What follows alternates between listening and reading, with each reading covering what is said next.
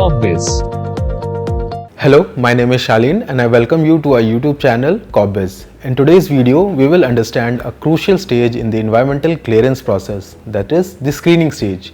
So let's begin this video and understand this stage and other prerequisites that a project proponent must ensure prior to applying for environmental clearance. So screening in environmental clearance is the initial stage in the project's journey for prior environmental clearance. This stage is required to identify in which category the developmental project will fall. Screening stage applies to category B developmental projects and involves categorizing B category projects into B1 and B2.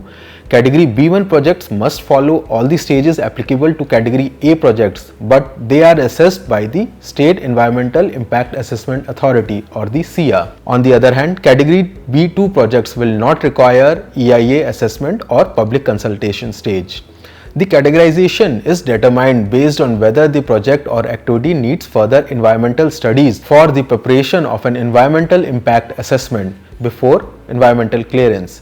The State Environmental Appraisal Committee or SEAC will decide on whether such studies are needed after examining the applications for environmental clearance and considering the nature, location and other specifics of the project.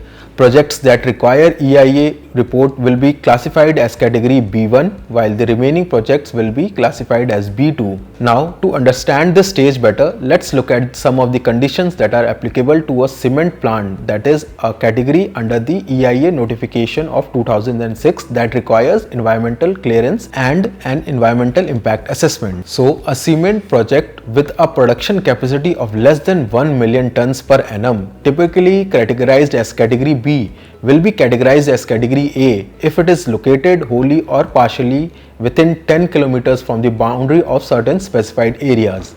Now, how will the screening stage be done in this case? Let's understand. The state or union territory level environmental impact assessment authority will make decisions based on the recommendations of the EAC for prior environmental clearance. Suppose there is no SEIAA or state union level State Environmental Appraisal Committee. In that case, the Ministry of Environment, Forest and Climate Change will evaluate category B projects at the central level. The state or union territory level EAC will screen the project or activities in category B and the SEAC will convene at least once every month. Now, let's understand how the project proponent will move with the application for environmental clearance. Once the project proponent has identified a site and conducted a pre-feasibility study, they must apply for prior environmental clearance. This involves filling out Form 1 from Annexure 4 of the official notification and submitting it along with the pre-feasibility report and a draft TOR or Terms of Reference for Environmental Impact Assessment to the relevant authority.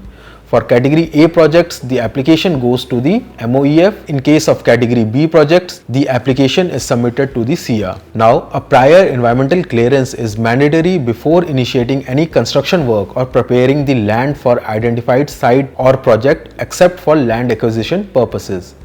Now, let's understand the requirements for screening stage.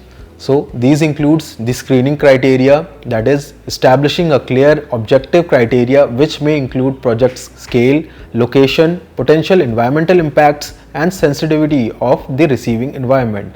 The next is the comprehensive project information. Adequate project information should be provided by the proponent and it should include the project's description, scope, size, location and other available data on potential environmental impacts. The next is the expert evaluation.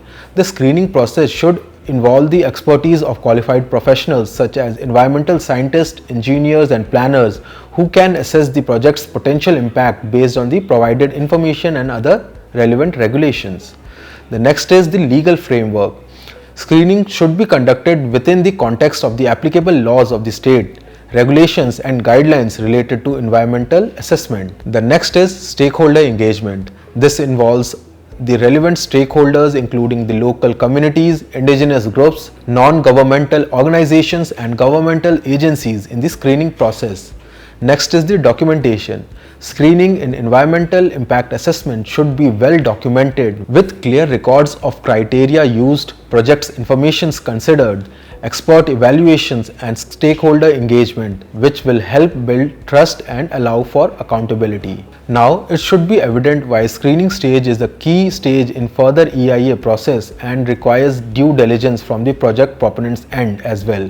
The classification of projects into different categories helps determine the level of environmental studies and public consultation required. Through proper application of screening criteria and guidelines, potential environmental impacts can be identified and addressed early in the project's life cycle. We at Corpbiz, with our NABET certified experts, provide you with a comprehensive assistance in the entire EC process for all kinds of developmental projects. Contact us today with your EC related requirements. So that was all for today's video. Thank you for watching.